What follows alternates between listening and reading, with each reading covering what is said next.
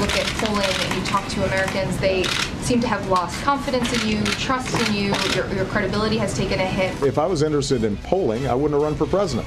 Doesn't that undermine the public trust? And you're conflating, first of all, me and Mr. Clapper. And he's still in the job. What I'm saying is this, that yes, these are tough problems that I am glad to have the privilege of tackling.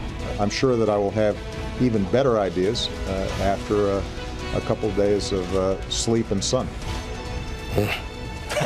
President thinking about his year in Hawaii right now, and how about that press conference on Friday? The first question, was it the worst year of the Obama presidency? He didn't answer. Does anybody here disagree with the idea that it was the worst? No, I mean, I think it's, if you take a look at the data, if you take a look where he was at the start of the year, just think a year ago today, he was winning a 50% plus victory, first person since Eisenhower to win 2 terms over 50%. Everything seems so great, and ever since the start of the second administration, it has gone downhill. He's gone from he's dropped a net 25 points in 12 months since January to today. It's his presidency, in my view, and the credibility of his presidency and the relevancy of his presidency is dramatically in question today, and I think he can't recover from it. Cannot recover? He cannot recover from it. No president has ever recovered from it at this point in their presidency. I think he can. He has 3 years to recover. I think he will have a rebound in 2014, especially if the economy continues to rebound. Look, 4 of the last 5 two-term presidents have experienced problems in their 5th year. So he's got the lowest average polling of all of them. Of any president. Well, Richard Nixon, George W. He's got a lower overall number than any president. Okay, well, that I don't want to sound like I'm disputing your numbers today, but I'll do it later. But I believe if the rollout of the health care bill continues to bring in more people, if he can get the story right, if people are feeling good about the economy, this president will rebound. Look, he averted a war in Syria this year. I think the president has enormous strengths, and he's resilient. He's been counted out before. He'll come back. And so much of the difficult year, Bill Kristol, is because of that health care, the botched rollout, Peggy Noonan's word of the year, and the fact that it's been slow in getting people to sign up. Some of us think it's a botched law, and I would say it's maybe been politically the worst year of his presidency, but I actually think for the country the worst year of his presidency was 2010, and the worst day was March 23rd, 2010, when he signed the health care legislation and said, on the very day he signed it, I'd just like to remind people of this one more time, I said this once or twice, but it bears repeating. If you like your current insurance, you will keep your current insurance. Nobody is changing what you've got if you're happy with it. If you like your doctor, you'll be able to keep your doctor. But he said that on the day he signed the law. It was false. And, you know, the worst thing in politics, you can get away with misleading people if the result is pretty good. You can get away with a bad result sometimes if people think you've been sincere and honest and trying to pursue a policy that you honestly felt was right. The combination of misleading and a bad result, and the results are going to keep getting worse, incidentally, for the next few months. I think that's devastating. PolitiFact called that the lie of the year. How do you explain how it was allowed to stand for so long? Honestly, George, I can't. I've thought about it over and over again. I've asked friends of mine in the White House how this could happen, because there were people who knew this. In fact, there were people in the press, and some actually pointed it out, and yet over and over again, the president was allowed to go out there and say that, and I think that was really unfortunate. But I do think, and without disagreeing with what we said earlier about this being the worst year of his presidency, I do think the day will come when people will look at the Affordable Care Act and say this was a landmark piece of legislation, just the way they look at Medicare today. We're going to tinker with it. We're going to fix it. I think ultimately it's going to work. It's going to insure 25 million people who don't have insurance today, and we're going to look back and say, how could we not have done something for those people? That is the big question, isn't it, Greta? It is, but let me just say to you, is that how could he keep saying that over and over again? Why do he keep saying the thing about the Benghazi and the tapes over and over again long after? I know why he keeps saying these different things, but the president's most powerful weapon as president has been his ability to inspire. That's his greatest strength. And then he comes out last Friday on the press conference, he was depressing. He was like, was pathetic. He sucked the oxygen out of the room. The media beat up on him. The media had bad questions. They kept punching him. I mean, he ends the year where you just want to slit your throat almost because it was so depressing. And he's completely lost his ability to inspire. And that 40% approval rate, or disapproval rate, it just shows how he has lost, his ability to really energize. But it's more disappointment than the people he's lost, the people that are now waiting for him to suit up, so to speak, to face these challenges.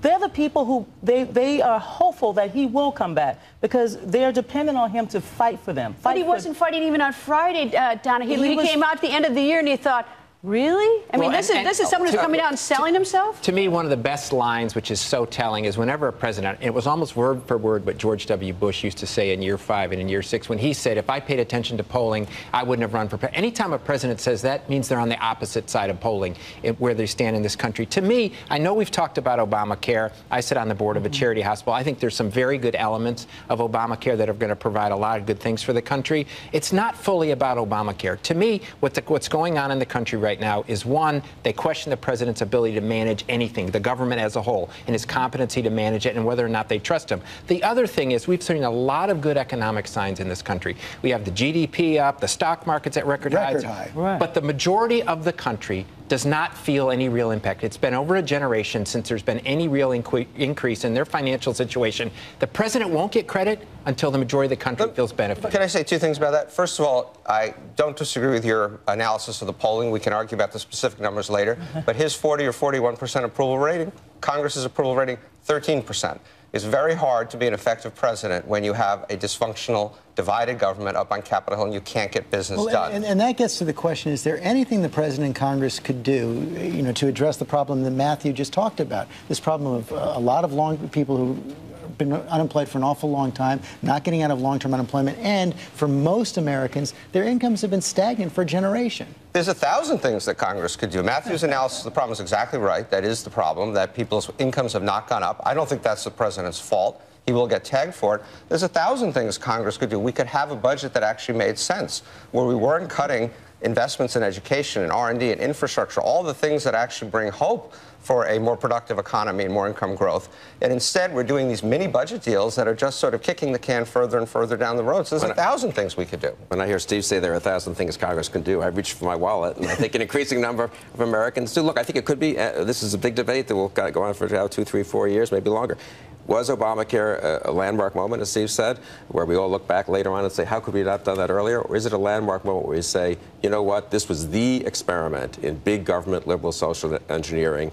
It failed. It failed in execution. It failed in concept. And let's stop trying to have government do. Let's enough already with these attempts. 44,000 people lost their health insurance because the provider changed the policy prior to Obamacare. This has been going on in the individual marketplace for decades. What Obamacare is doing is stabilizing the marketplace. There were targeted ways to fix that, and that's not what Obamacare is. Then let's look at some. We do have some evidence right now. It's inconclusive, but as the president said on Friday, more than 1 million people have now signed up for Obamacare. It's short of about the 3 million goal for and how many of those are in Medicaid? These are people who signed up on the exchanges. These are people who signed up on the exchanges. We do know that health care costs, the growth of health care costs has been slowing. We do know that the deficit has been going down. And we do know, Greta, that people who couldn't get insurance before now can get insurance. So there's arguments on either side here.